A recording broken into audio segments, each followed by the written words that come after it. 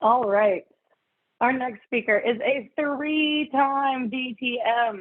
She'll be giving her speech from the engaging humor path, which we do find a lot of people, I believe, using that path in this club, which is always very exciting. Level 1, intro to vocal variety and body language. Looking forward to those visuals. And the purpose of this speech is for the speaker to use that vocal variety and the body language to enhance the speech and hopefully make us laugh. With What Am I Doing Up Here? This is Mary Anne Burrows. Please welcome her to the virtual podium. Hello, Toastmasters, and welcome guests. What am I doing up here? That's what I keep asking myself. What am I doing up here? I know most of you have heard the quote that people would rather die than get up in front of a group of people. And what happens when somebody walks into a Toastmaster meeting? They shake hands with the greeter, socialize with those in the room, and then find a seat, preferably all the way in the back where they sit in the chair. And they're kind of okay, but then their name is called to the front of the room. As the speaker begins to stand, she realizes her legs feel like sandbags.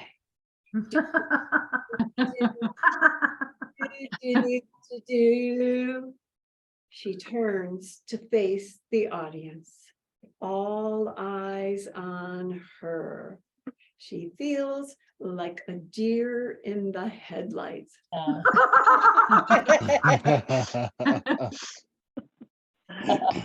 To formulate the first word of her speech, she realizes that her tongue,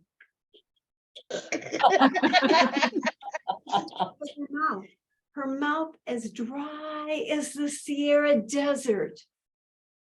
Then her knees start to buckle, so she grabs the lectern, and the lectern says, "Please, please, no."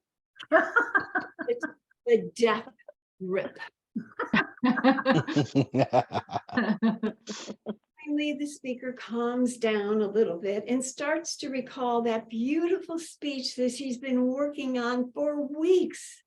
That one she just gave last night in front of the mirror to perfection. Only today, her mind is blank. What happens to people that come to the front of the room? Is there an alien ship that hovers over those master meetings and sucks out the brains of those who come to the front? Minutes, doesn't know what to do. So she just starts talking.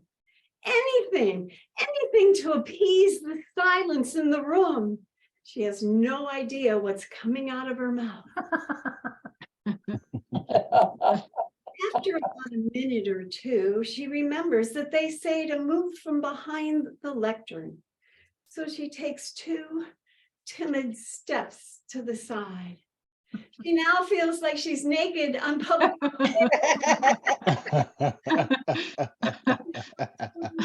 My hair look? Is there something in my teeth? And the most important question of all, is my zipper zipped? She continues to mumble and bumble and stumble through her words until finally the green light comes on in the back. She quickly wraps up her speech and runs to her chair. But a very strange thing happens. As soon as she gets to her chair, that beautiful speech comes flowing fluidly back into her memory. Into her chair, hyperventilating. The meeting continues. It is now time for table topics. The speaker breathes a sigh of relief, thinking that perhaps she won't get called because she gave a prepared speech. And then it's time for the evaluator. Isn't it strange that that sounds much like exterminator? The evaluator mentions a couple pleasant things about the speaker, and then gets out his checklist of things that could have been done, should have been done, and why weren't they done? To be a speech, of course. And then the and ah counter, the cherry on the cake, starts to count the number of ums and ahs the speaker used in her speech. The speaker slides down further into her chair. You kidding? Ums and ahs and filler words? If it wasn't for those, I wouldn't have said anything. It's up at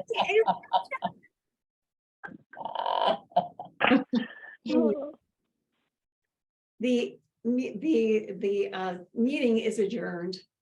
The speaker grabs her things, runs from the meeting as quickly as possible, drives home, and takes a 4-hour nap after her 5 to 7 minute speech.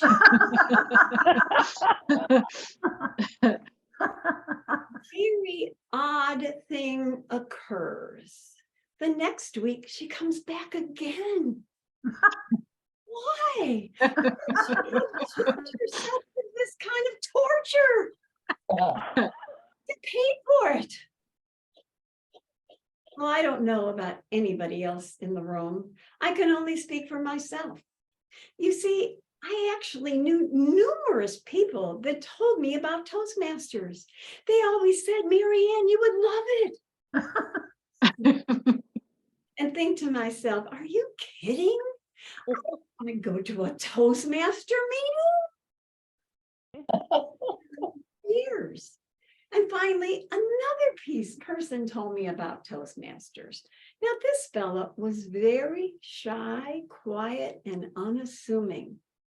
And I very quickly tell he changed. He was more confident, self-assured. So every time I saw him, which was about once a week, he would tell me little bits about Toastmasters. The first week, he told me about prepared speeches. I thought, well, maybe could possibly do that. Then he talked about evaluations and value and the importance of that. And then he spoke about the and ah counter. I thought, wow, I'm sure I do a lot of ums and ahs. That would probably be good too.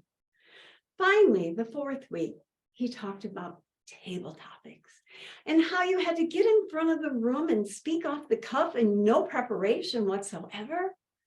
I could feel every cell in my body cringe. Am I ever going to get in front of a group of people and make a fool of myself? That's it. I don't want to hear anything more about Toastmasters. Away from that conversation, and then a light bulb turned on. Because you see, I remembered just a few weeks before, I was with a friend, an acquaintance, and she said to me, Mary Ann, tell me 3 good things that happened to you this month. And I panicked. I couldn't think of 3 things. My mind went blank. That very moment, I thought, oh my gosh, I need Toastmasters because I make a fool of myself all of the time. That day, I went home and began looking for a Toastmaster meeting. I visited probably 8 times, and then I finally signed in the dotted line because I could tell that all the people in the Toastmaster meeting were paddling up the same stream, trying to work on their skills in speaking, listening, and leadership. And I knew that I wanted to be one of those confident, self-assured people. And even though I still hate table topics, I'm proud to say that I am a Toastmaster, Madam Toastmaster. Oh, thank you so much, Mary Ann. I really